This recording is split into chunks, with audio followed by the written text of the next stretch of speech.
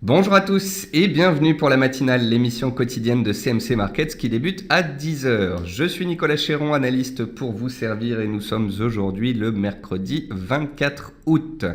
Le titre du jour est « Le dollar n'a pas dit son dernier mot ». En effet, le dollar travaille depuis quelques séances une zone basse, la zone des 94,3 points. Et il s'accroche fermement à cette zone de prix. Le dollar depuis un mois est baissier, mais en fin de semaine, nous avons rendez-vous vendredi avec Janet Yellen à Jackson Hole, le rendez-vous annuel des banquiers centraux. Nous pourrions donc avoir un discours de Janet Yellen qui reviendrait à parler de hausse de taux, puisque la politique monétaire américaine reste pour le moment une possible hausse de taux à venir. C'est ce qui pourrait redynamiser le dollar et le faire repartir à la hausse. C'est bien évidemment une condition. Nous verrons cela vendredi en fonction du discours de Janet Yellen. Mais en tous les cas, voilà, il faut surveiller le dollar. Alors que les indices se stabilisent et sont attentistes, eh bien, il se pourrait qu'on ait d'ici la fin de la semaine des mouvements sur les monnaies. Bienvenue à tous donc pour la matinale. Je salue tous ceux qui viennent de nous rejoindre et je salue également tous ceux qui nous regardent sur YouTube. Comme tous les matins, voici un avertissement sur les risques. Je vous laisse en prendre note concernant le caractère purement informatif de cette présentation et les CFD. Vous pouvez, comme tous les matins, utiliser les fonctions de chat et de questions-réponses en haut de votre écran pour pouvoir converser avec moi.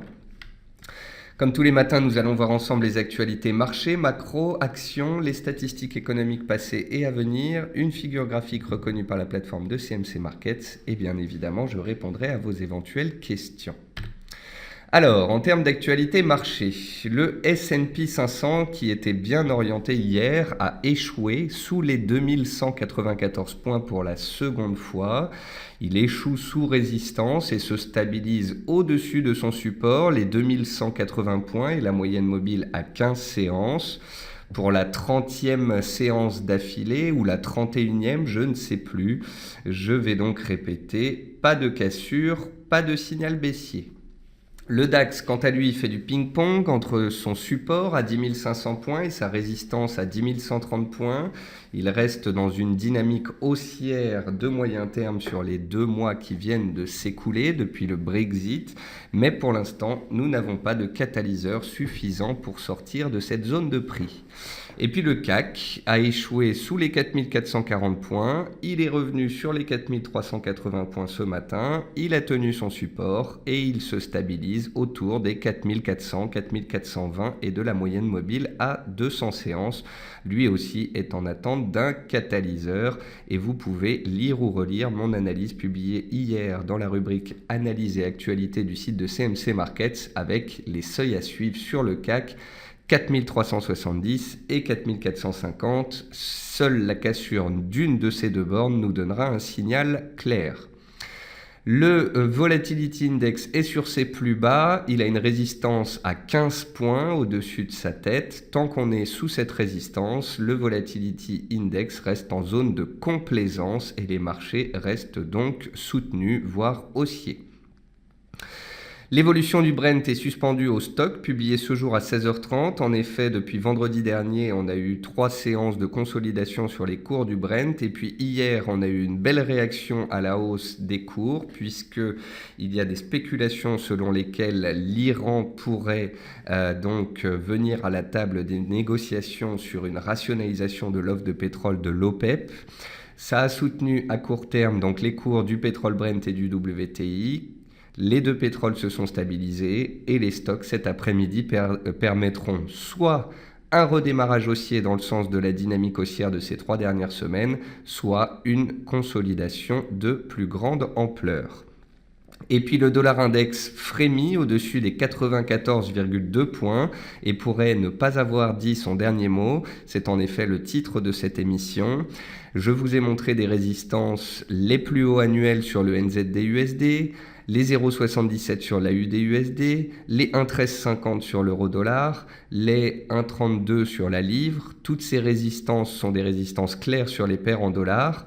Si le dollar devait fortement chuter et casser cette fameuse zone des 94,2 points, alors les paires en dollars pourraient donner des signaux haussiers. Mais attention, si Janet Yellen devait engendrer un raffermissement du dollar vendredi par son discours à Jackson Hole, il en serait différemment et les paires en dollars pourraient décaler à la baisse. Côté actualité macroéconomique, l'indice MSCI des pays émergents a perdu 0,9% hier, les investisseurs craignant le discours de Janet Yellen à Jackson Hole, lors duquel elle devrait affirmer sa politique monétaire actuelle de hausse de taux. Donc c'est exactement ce que je viens de vous expliquer.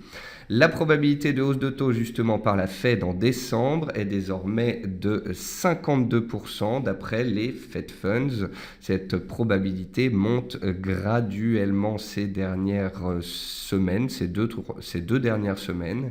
On est passé de 37 à 41, à 46, à 51, puis à 52% de probabilité de hausse de taux d'ici la fin de l'année. Donc bien évidemment, ce n'est pas fait, mais ça ressemble au scénario de l'année dernière où la Fed a attendu jusqu'au mois de décembre avant de monter in extremis les taux une fois en 2015. John Cryan, le directeur de la Deutsche Bank, exhorte la BCE à changer de politique monétaire. En effet, la Deutsche Bank, comme de nombreuses banques européennes, elle souffre des taux négatifs et de la politique monétaire actuelle de la BCE. Et donc, les banquiers espèrent que la BCE va peut-être changer de façon d'opérer, va peut-être faire comme au Japon du stimulus fiscal et budgétaire. Hier, on a eu les PMI préliminaires en zone euro pour le mois d'août qui étaient globalement satisfaisants. La composante service a été forte, notamment en France, à 52 contre 50,50 attendus, où l'indice est à son plus haut depuis octobre 2015. Et puis pour finir, hier, donc je le disais, on a eu des propos de l'Iran encourageants quant à une rationalisation de l'offre de pétrole de l'OPEP, et c'est ce qui a engendré donc cette hausse de 3% très rapidement hier après-midi sur les cours des pétroles. Côté entreprise, Thales subit une fuite massive de données de la DCNS au sujet de sous-marins indiens. Donc le titre était sous pression ce matin. Solvay inaugure une nouvelle ligne de production de fibres de carbone très utilisée dans l'aérospatiale. Eurotunnel a annoncé la finalisation du rachat de 51% de Eleclink pour 75 millions d'euros. Vivendi se voit réclamer 570 millions d'euros par Fininvest, la holding de la famille Berlusconi. Et puis Atari lance Atari Lotto avec Pariplay, éditeur de loisirs interactifs. Dans les meilleures et les moins bonnes performances du CAC 40, vous pouvez voir qu'il y a peu d'écart supérieur à 1%. On a Pernod Ricard et ArcelorMittal qui perdent à peu près 1,5%. Mais voilà, on n'a pas de bancaire ou d'automobile en baisse. On n'a pas de forte baisse. On n'a pas non plus de forte hausse. On est dans un marché de stabilisation en attente de catalyseur. Côté statistiques passées, le PMI manufacturier US est ressorti à 52,1 contre un consensus à 53,1. La confiance des consommateurs en zone euro est ressortie inférieure aux attentes à -9 alors qu'elle était attendue à -8. Et puis les ventes de logements neufs étaient supérieures aux attentes aux USA hier à 650 000 ventes contre des attentes à 575 000. Ce jour, on aura les ventes de logements existants aux US et puis à 16h30, on aura, comme je vous le disais, les stocks de pétrole qui devraient engendrer de la volatilité. Et puis à noter que demain matin à 8h45, on aura l'indice de confiance des entreprises en France, puis l'indice de confiance des entreprises en Allemagne, l'indice IFO à 10h. Et puis pour finir, voici une figure graphique reconnue par la plateforme de CMC Market. Il s'agit d'un triangle en données journalières sur la paire NZD-USD. Vous pouvez voir qu'on est actuellement dans un triangle, il est noté 4 sur 5. La sortie sera décisive de cette figure. Donc vous pouvez voir que le NZD est dans une tendance haussière, comme la UDUSD d'ailleurs. Vous pouvez voir qu'il bloque sous ses plus hauts annuels dans la zone des 0,73 testés en juin, en juillet et au mois d'août. Donc si d'ici la fin de la semaine, le dollar ne devait pas se reprendre, eh bien le NZD-USD pourrait sortir par le haut de cette zone de consolidation et accélérer dans le sens de sa tendance. Au contraire, si le dollar n'a pas dit son dernier mot et s'il devait se reprendre en fin de semaine, eh bien on pourrait avoir une sortie par le bas de ce triangle et une consolidation de la paire NZD-USD comme des autres paires majeures en dollars.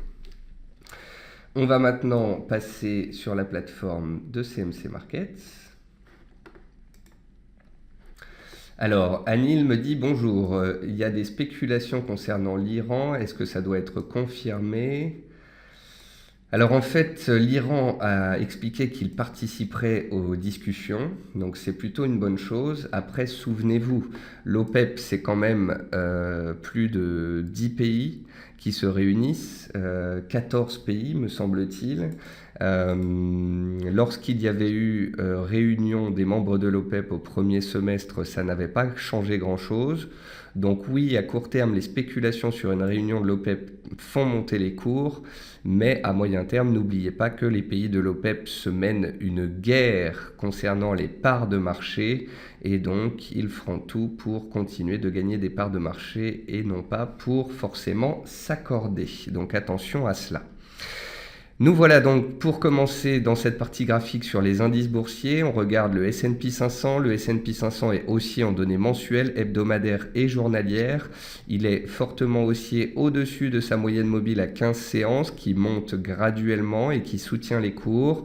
On l'a pris appui dessus hier. On est allé chercher les plus hauts annuels. On a subi des prises de bénéfices. Aujourd'hui, le S&P 500 est posé de nouveau sur sa moyenne mobile à 15 séances. Tant que le S&P est au-dessus des 2178 points, des zones travaillées ces dernières séances, il reste haussier et peut aller challenger de nouveau ses plus hauts annuels et historiques et pourrait même sortir par le haut de cette zone de consolidation. Si et seulement si le S&P venait à accélérer à la baisse sous 2178 points et à clôturer sous ce seuil, alors on deviendrait beaucoup plus prudent, pragmatique et on parlerait d'éventuels risques baissiers.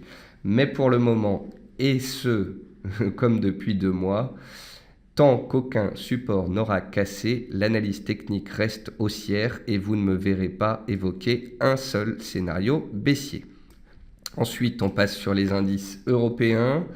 Donc le DAX est dans une consolidation horizontale, ça fait 5 séances qu'il travaille la zone des 10 480, 10 630 points. Hier, on a pris appui sur support, on est allé chercher la résistance. Ce matin, on est revenu sur le support et là, à 10h15 où je vous parle, on est en train de revenir vers la résistance. Donc on est bel et bien dans un marché de range, dans un marché de court terme qui se cherche. Pour l'instant, on a une dynamique haussière de fond, c'est-à-dire que les acheteurs gardent la main. Pour l'instant, on est haussier au-dessus du support à 10 480 et c'est ce qui explique qu'à chaque fois qu'on revienne vers le support, les acheteurs s'y présentent. Tant qu'aucun support n'aura cassé sur le DAX, la tendance sera haussière, les scénarios seront haussiers et les acheteurs auront la main. Seule une cassure de support viendrait changer la donne. Et puis enfin le CAC 40. Le CAC 40 est quand même d'une très grande propreté graphique ces dernières séances. Contrairement au DAX qui fait des mèches dans tous les sens, vous voyez que le CAC, lui, il est très bien contenu entre 4440 et 4380. On a touché le support vendredi, la résistance lundi, on est revenu toucher le support ce matin et on repart directement vers la résistance. Vous pouvez constater que les acheteurs sur le support sont bel et bien présents, que la dynamique de fond est haussière, qu'à court terme, on est dans une zone de stabilisation. Pour relancer la dynamique haussière, il faudra casser les 4450 points, auquel cas on pourrait revoir les 4005 puis les 4530. Seule une cassure de support à 4380 changerait la donne. Et puis concernant le VIX, vous pouvez constater qu'il est toujours sur ses plus bas annuels. Le VIX est sur des plus bas de 30 ans. Il démontre que les marchés sont très complaisants, très confiants, très haussiers. Alors bien évidemment, à tout moment, cette situation peut changer, mais anticiper un changement de situation peut coûter de l'argent, alors qu'attendre simplement un changement de situation peut s'avérer plus plus intéressant, plus attractif. À court terme, comme je le disais en introduction de cette émission, on a une petite résistance à 15 points sur le VIX. Tant que le VIX est sous ce seuil, sous les plus bas des dernières séances, il reste très bas, il reste baissier et les marchés restent donc complaisants. Anil me dit quand est-ce que les volumes vont réaugmenter? Est-ce que ce sera au mois de septembre? Eh bien Anil, si vous avez pu écouter la matinale d'hier, vous aurez noté que la semaine la plus volatile de l'année est généralement la 35e semaine en moyenne et c'est la semaine à venir. On devrait donc avoir un retour des volumes et de la volatilité en cette fin de semaine, puis à partir de la semaine prochaine. On va passer au marché actions. Donc sur les actions, on a peu de baisse. On retrouve des titres surtout qui étaient en tendance haussière et sur lesquels on a des prises de bénéfices. Vous voyez, Vicat remontait depuis 1 mois et demi et là on assiste à des prises de bénéfices. Pernod Ricard est sous pression et il y a un gap baissier. Donc il y a peut-être de l'actualité dessus. Je ne l'avais pas vu. On va aller voir ça. Si vous avez des questions, n'hésitez pas. Qu'est-ce qu'on retrouve dans les baisses? On retrouve Genfit qui consolide après sa hausse d'hier. Alors Genfit, ça faisait partie des biotech. Les biotech hier, elles ont été très recherchées. On a des volumes qui sont remontés à leur niveau de juin. Donc je disais hier que sur Genfit, c'était beau parce qu'on avait cassé la résistance à 26 € et qu'on avait accéléré à la hausse. Malheureusement, on a accéléré très haut très vite et on est venu chercher très rapidement les 27,3. C'est les anciens plus bas du mois d'avril et du mois de mai et c'est donc une résistance très claire. Donc là, on a eu un rebond, une continuation haussière, une cassure des 26 qui a mené au 27,30 très rapidement. On a eu une belle hausse des cours de 12% en 2 séances. Pour casser les 27,20, 27,30, il faudra de la puissance et des volumes. Mais en tous les cas, si ça devait arriver, ce serait un signal haussier supplémentaire avec à la clé la zone des 31-32 €. Donc voilà, je suis mitigé. Je trouve cette réaction très belle. Si on casse la résistance, ça peut continuer. Mais attention, c'est peut-être un rebond technique de court terme qui pourrait s'étioler. Alors, qu'est-ce qu'il y a avec Pernod Ricard? Pourquoi j'arrive pas à trouver d'actualité? Ensuite, dans les baisses, on retrouve Thales donc, qui est sous pression, puisque on a eu une mauvaise nouvelle ce jour. On a Nicox qui s'accroche tant bien que mal à sa moyenne mobile à 100 jours. Donc Pernod Ricard a été dégradé à neutre par JP Morgan. Voilà, c'est ça qui explique la baisse du titre ce matin. Donc dans les baisses, on ne retrouve pas beaucoup de titres. Dans les hausses, on retrouve Rexel qui est en tendance haussière depuis le Brexit et qui tente de dépasser une zone horizontale de prix ici à 13,90 €, 14 €. C'est beau. On a Parrot, qui est un titre que l'on suit depuis à peu près 1 mois, depuis son changement de tendance baissière à une tendance haussière de court terme. Donc tant qu'on est au-dessus de l'oblique haussière sur Parrot, on peut continuer de grimper. Et si on venait à casser les 15,60, on pourrait accélérer en direction des 16,30. Tant qu'on est au-dessus de l'oblique, tout va bien. Si on la casse, là, on serait plus prudent. Areva, je n'avais pas vu ce titre depuis un petit bout de temps, mais alors que le titre Areva a été particulièrement délaissé ces 2 dernières années, et puis là on commence à avoir un semblant de regain d'intérêt pour le titre, et on a eu un beau rebond de 50% du titre Areva ces dernières semaines. Attention néanmoins à un gap haussier aujourd'hui sur une zone de résistance sous les 5 €. Donc si on passe les 5 € en force, c'est bien. Par contre, si on a gapé à la hausse et que l'on baisse ensuite, attention aux prises de bénéfices. Après, on retrouve Société Générale, et ça, c'est une bonne chose, que les bancaires soient recherchés. Vous voyez, ici, on a eu un mouvement haussier, une consolidation, un mouvement haussier, une consolidation. Si ici, on est dans un mouvement haussier qui devait nous mener à des nouveaux plus hauts sur Société Générale et que les autres bancaires faisaient cela, ça voudrait dire qu'on a des chances de voir le CAC 40 remonter vers les 4500, 4530. Donc pour l'instant, tant que les bancaires sont ici dans un mouvement haussier de court terme, c'est une bonne chose. Voilà, on est dans un mouvement haussier. Et tant qu'on sera dans un mouvement haussier sur les bancaires, les marchés sont soutenus. Sequana, après avoir rebondi de 6% hier, s'appréciait encore ce matin, mais n'allons pas trop vite en besogne. Comme je l'ai publié sur Twitter, le titre Sequana reste quand même dans une tendance baissière très puissante depuis un an. Et donc, les rebonds sont de court terme. Il faudrait de l'actualité pour que cela change. On retrouve aussi Natixis dans les hausses, qui pourrait challenger sa résistance à 3,80, auquel cas il pourrait y avoir une accélération haussière si on devait la dépasser. On retrouve BNP qui reprend du terrain aussi et qui pourrait accélérer au-dessus des 45 euros 15-20, donc avec un potentiel aussi intéressant au-dessus. Bien évidemment, si on casse les plus bas récents, ce serait invalidé. En tous les cas, voilà, on retrouve des bancaires, de l'automobile, des titres spéculatifs, des titres en tendance haussière. Donc on est bel et bien dans un marché d'appétit pour le risque.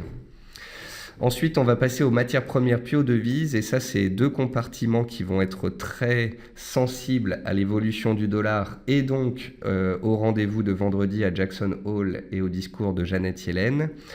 Donc on retrouve dans les matières premières l'argent. Pour l'instant, l'argent est en consolidation et si le dollar devait accélérer à la hausse, l'argent pourrait accélérer à la baisse vers des résistances, vers des supports. Seule une cassure des 19,20 sur l'argent changerait la donne à court terme.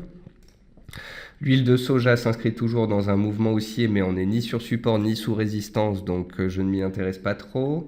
L'avoine est dans une stabilisation à plat. On attend de voir si on revient sur le support ou si on casse la résistance, donnant ainsi un potentiel signal haussier. Le palladium est stable. Le gaz naturel s'est bien repris hier et on aura les stocks de gaz naturel publiés demain soir qui devraient engendrer de la volatilité. L'or est complètement neutre, posé entre 1330 et 1360. L'or attend a priori le discours de Janet Yellen également. Les cours du riz ont échoué de nouveau sous la zone de résistance que je vous avais indiquée hier et la moyenne mobile à 60 jours. Donc on consolide et on pourrait revenir vers les supports.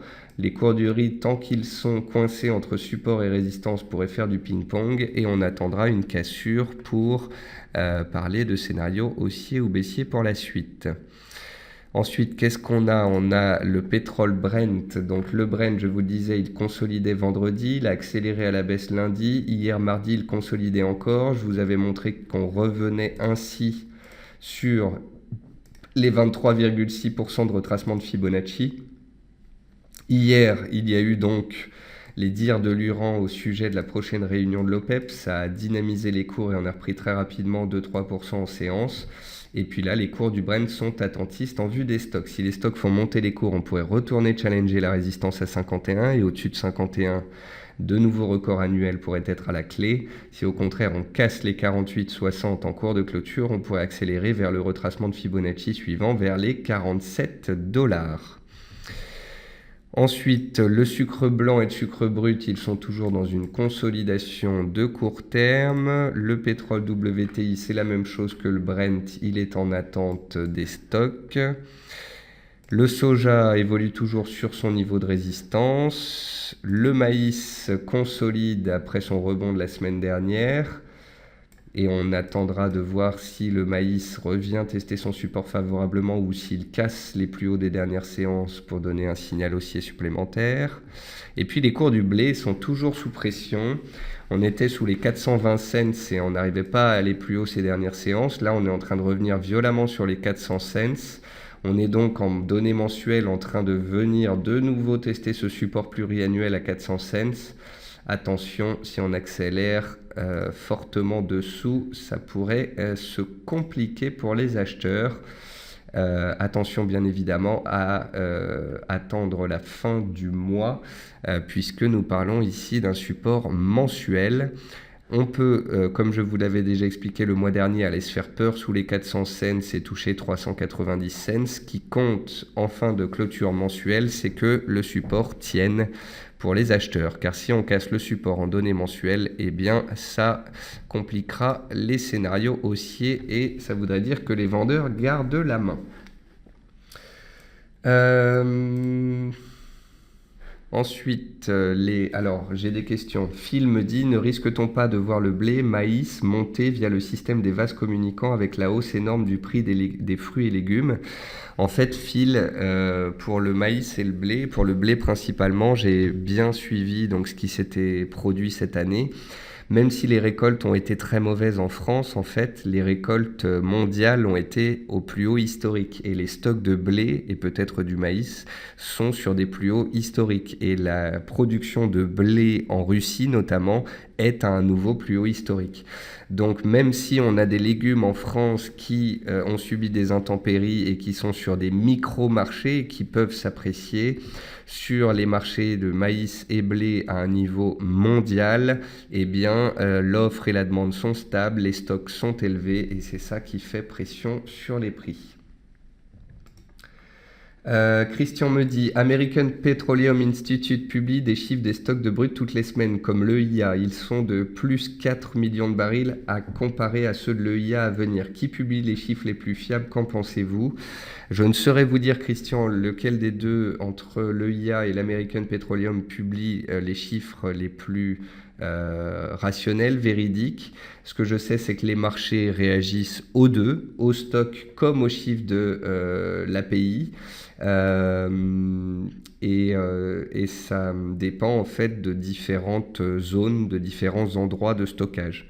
Donc si les stocks de l'API et de l'EIA baissent tous les deux ou montent tous les deux, c'est très significatif. Si les deux nous donnent des signaux contradictoires, c'est effectivement pas très évident.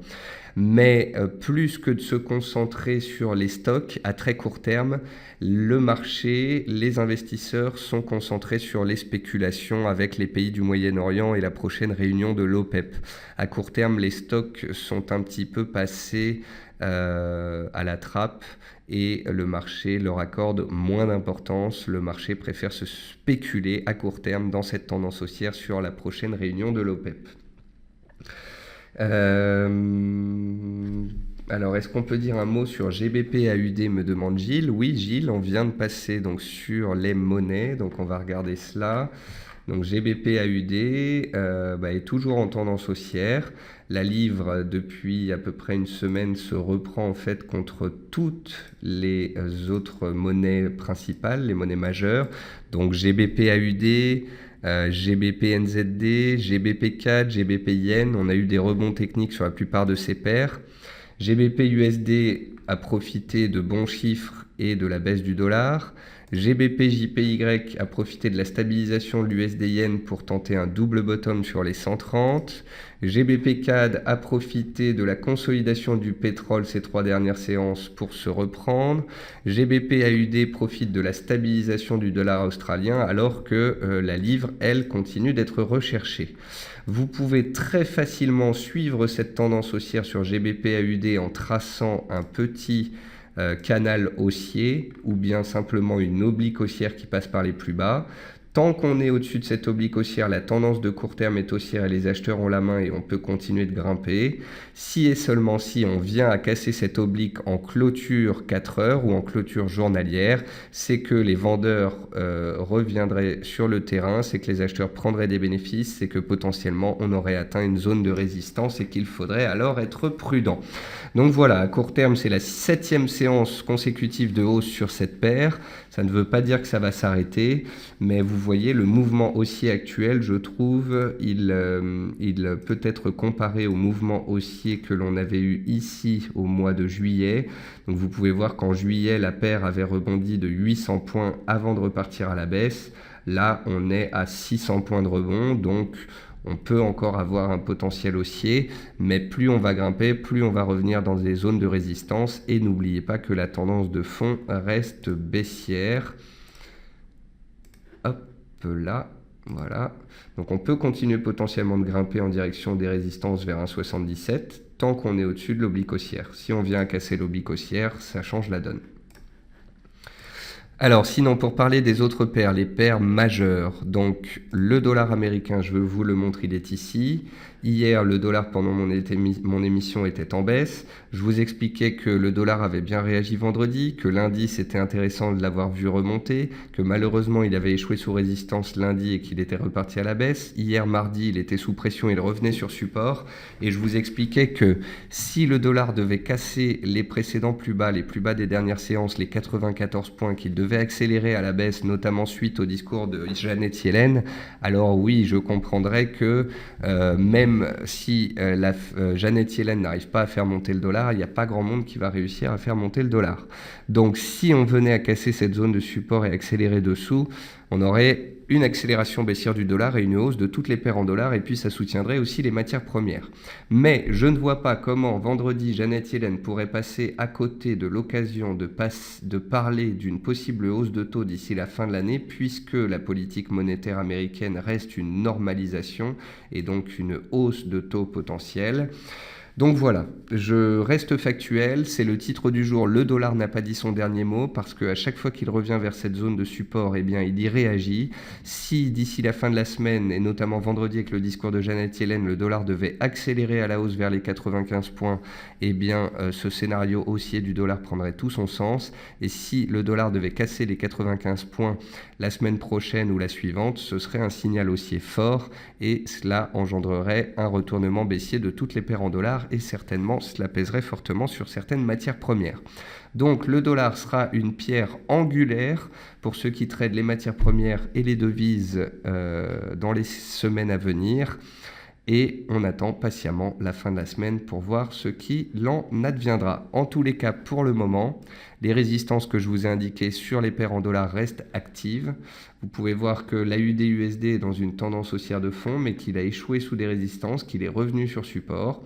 Si le dollar devait repartir à la baisse, l'AUD continuerait de grimper. Par contre, si le dollar devait donner des signaux haussiers, l'AUD pourrait casser sa tendance haussière et se retourner. Sur l'euro-dollar, souvenez-vous, ça fait plusieurs séances que je vous parle de cette résistance des 13,50. C'est la borne haute, c'est la borne basse de l'ancien canal haussier de la paire euro-dollar à moyen terme. Donc la question que je me pose est, est-ce que le dollar va chuter, auquel cas l'euro-dollar va réintégrer ce canal et accélérer à la hausse, ou est-ce qu'en fait la hausse que l'on voit sur l'euro depuis un mois n'est qu'un rebond technique avant une reprise de la tendance baissière ? Donc voilà, c'est la question que je me pose. J'espère avoir la réponse vendredi. Si on casse les 1,1360 et qu'on accélère fortement à la hausse, eh bien le scénario baissier du dollar prendrait le pas. Si au contraire on devait accélérer sous les 1,1230, l'ancien plus haut de début août, et qu'on devait casser cette barrière de soutien potentiel, c'est que potentiellement on inverserait la tendance et on reviendrait vers les supports. Donc voilà, c'est un scénario à suivre. C'est la même chose sur le GBP. GBP donc est en rebond technique de court terme puisque le dollar est sous pression, GBP est sous une oblique. Si le dollar devait chuter plus, eh bien ça aiderait la livre à casser cette oblique et à accélérer à la hausse vers les 1,3330 puis les 1,35. Si au contraire le dollar se reprenait, eh bien cela pourrait mettre fin à ce rebond technique de court terme sur la livre. Et puis sur le NZD, c'est le même constat que sur les autres paires. Le NZD-USD est sur ses plus hauts annuels, sur une zone de résistance. Si le dollar chute et que le NZD casse les 0,7345 plus haut des dernières séances testées deux fois, eh bien on accélérerait vers les 0,75 et le haut de canal haussier de cette paire. Si au contraire le dollar, qui n'a pas dit son dernier mot, devait se reprendre, on pourrait échouer sous ce niveau de prix et revenir vers les 0,71 et la borne basse de ce canal haussier. Donc voilà, c'est qui tout double sur le dollar américain. Pour l'instant, un jour sur deux, il monte, il baisse, il monte, il baisse. Il est comprimé entre 94 et 95 points.